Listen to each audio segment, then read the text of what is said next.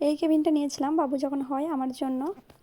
আর কেবিনটা খুব সুন্দর, কেবিনের মধ্যে বাথরুম, এসি, টিভি সব কিছুরই ব্যবস্থা ছিল, পুরো নিজের বাড়ি মনে হচ্ছিল একদম। আমি তো বেশ আনন্দে ছিলাম। দেখো আমাকে দেখে কি মনে হচ্ছে 2 দিন আগে সিজার হয়েছে আমার। আসার আগের দিন টিভিটাও অন করেছিলাম, যে 2 দিন দেখিনি, দেখে তো যাই টিভিটা। আর এটা ছিল আমি বাড়ি যাওয়ার সময় তখনকার ছবি, বাবু হবার পরে। এই ভিডিওটা বাবুর ফার্স্ট ভিডিও। ও মানে হওয়ার পরে ওকে আমাদের কেবিনে নিয়ে এসেছে, আর কেবিনে নিয়ে আসার পরে বাবুকে বাবুর খাটে দিয়ে দিয়েছে। আমি ছিলাম পাশের বেডটাই। আমার তখন ঘোরের মধ্যে পড়েছিলাম, আমি সব কিছু শুনতে পাচ্ছি, দেখতে পাচ্ছি না, চোখ বন্ধ করে আছে, কিন্তু সব কিছু শুনতে পাচ্ছি, বুঝতে পারছি কে কী আলোচনা করছে, সবই দেখতে পাচ্ছি, মানে শুনতে পাচ্ছি আর কি।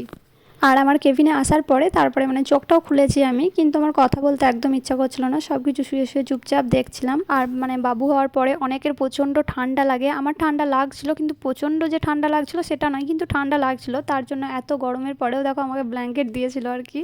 যেদিন আমার সিজার হয় সেদিন আমাকে আর বাবুকে দেখতে অনেকজন এসেছিলো। তো সবার সাথে আমি গল্প করছিলাম শুয়ে শুয়ে, মানে কিছুক্ষণ হয়তো আধ ঘন্টা গল্প, মানে কথা বলিনি, চুপচাপ দেখছিলাম সব কিছু। আধ ঘন্টা পর থেকে আমি নর্মাল হয়ে গিয়েছিলাম, শুধু উঠে বসতেই পারছিলাম না আর কি।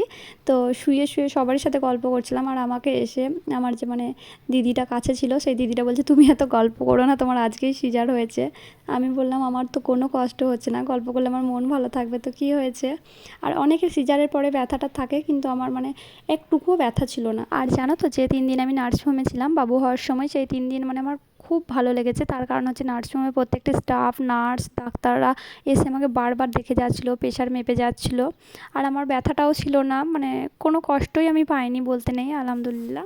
আর সিজার মানে অপারেশন নাম শুনলেই খুব ভয় লাগতো, কিন্তু বাবু হওয়ার পর আমি বুঝলাম যে না, সিজার হওয়া কতটা ভালো, আর ভয়ের কিচ্ছু নেই, ভয় করে কী লাভ, কিছুই নেই।